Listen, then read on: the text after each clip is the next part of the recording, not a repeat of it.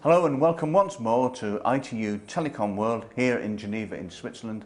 And at the moment I'm talking with Robert Pepper, who is the Vice President of Global Technology Policy with Cisco. Robert Pepper, you're very welcome. What in your view are the most pressing challenges facing the ICT industry today? Connecting everybody, having broadband follow the mobile miracle to be able to connect. Now we have over 5 billion people with mobiles. We need to have the target of the next billion and the next 2 billion, 3 billion to connect everybody with broadband. That's the platform on which all of the applications are going to be built.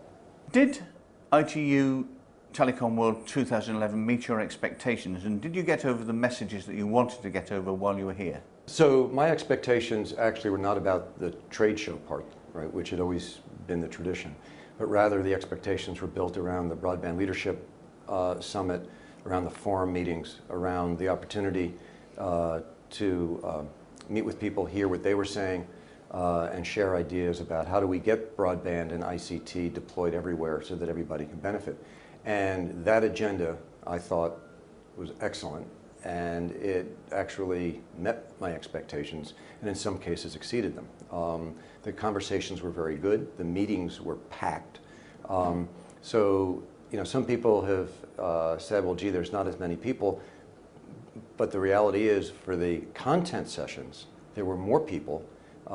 Every session was jammed, and the discussions were really excellent. And what about the key messages? We have to get everybody connected. Everybody, if people are not connected, they can't benefit from the applications. It's all about the applications and how people use the ICT. But the enabler is the connectivity. So we have to focus on both supply and demand. And there were a lot of conversations about supply and demand. So it was about getting networks out and getting applications developed and getting the applications that people will use and benefit from. How do you think ICT can best drive the development of the world, not just in economic terms, but also socially? Social and economic and social development and benefits are linked. The extent to which people, the extent to which economies are growing, the extent to which people believe that their children have a better future than they do, leads to better social comfort. And also, as part of that, you have applications that are going to provide education, healthcare, government services, citizenship. So the two things are actually quite linked, and both of them are dependent upon high adoption rates. We've seen that with mobile, and I think we're beginning to see that with broadband. And when these two things come together, that's where we'll see the economic and social benefits increase. You spoke at the forum sessions on Connected on the Move, which is about the mobile internet, and that is your daily work. How is the mobile internet evolution being financed? Well, it's being financed now by the private sector. What we see, it's again, very similar to the mobile miracle.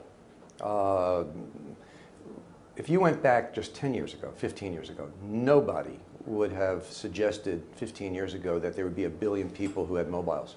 Right, we're talking about whether we can bring fixed telephone lines to people. We now have over 5 billion people. We have 5.8 or close to 6 billion devices that people have.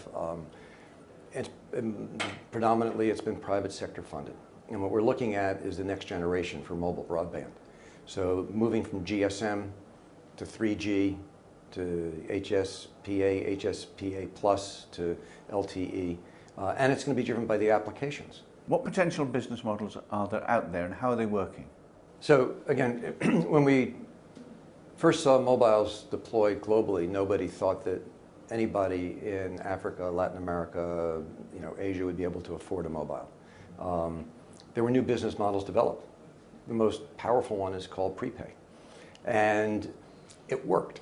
So number one, when mobile started being deployed, nobody knew what the business model was going to be that was going to lead to global adoption.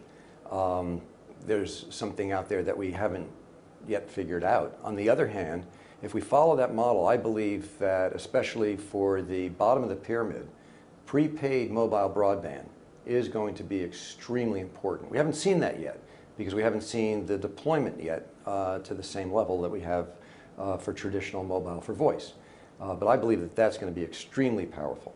Do you have any specific figures on the growth in demand for mobile data and its consumption? One of the things that we see, we have a study that we do every year. It's called the Visual Networking Index. And it's a 5-year rolling forecast of the data demand and data consumption across the globe and by region. And what we are seeing that on mobile networks globally, an average of a 92% compounded annual growth rate between 2010 and 2015 for the mobile data. In emerging markets, it's over 100%. In Middle East and Africa, what we are seeing is a compounded annual growth rate approaching 130% per year. In order for the networks to be able to cope with that and be able to meet this explosive demand, which by the way is being driven by video, there needs to be more spectrum. And the best spectrum for the next generation of mobile internet is the former television bands, the 700 and 800 megahertz. And in 2007, at the WRC, extremely important development. Basically the ITU designated 700, 800 megahertz as part of IMT. Very, very important breakthrough. What we now need to do is make that happen in reality. Region 2 and Region 3 are moving. There was a reservation taken by Region 1 because of the broadcasters in Europe. And yet, notwithstanding that, the UK and the northern European countries are moving very aggressively. We're going to see the switch off of analog television. We're going to see the transition. We're going to see the digital dividend. Unfortunately, many of the countries in the southern half of Region 1 have not moved because of this reservation. And because of that, they are not yet making this migration. There's an irony.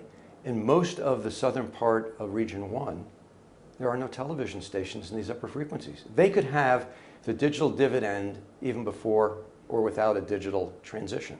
So we really need to drive the transition of spectrum at these great frequencies for propagation characteristics and move those into the licensed broadband so we can move rapidly and globally to 4G networks for mobile broadband. That is a prerequisite to have the reach in order to meet this explosive demand that we're seeing driven globally, whether it's in emerging markets or developed markets. Can you tell us one thing that you think needs to happen if we're ever going to get any closer to the goal of providing more global citizens with more meaningful access to connected technology? We're going to have to combine both the supply and demand. We have to focus on making sure that everybody has access to broadband globally, and that a lot of that's going to be mobile broadband. And then we need to combine that with local content, local language, meaningful applications for healthcare, education, citizenship, and the like. So it's a combination of supply and demand. Dr. Pepper, thank you very much indeed.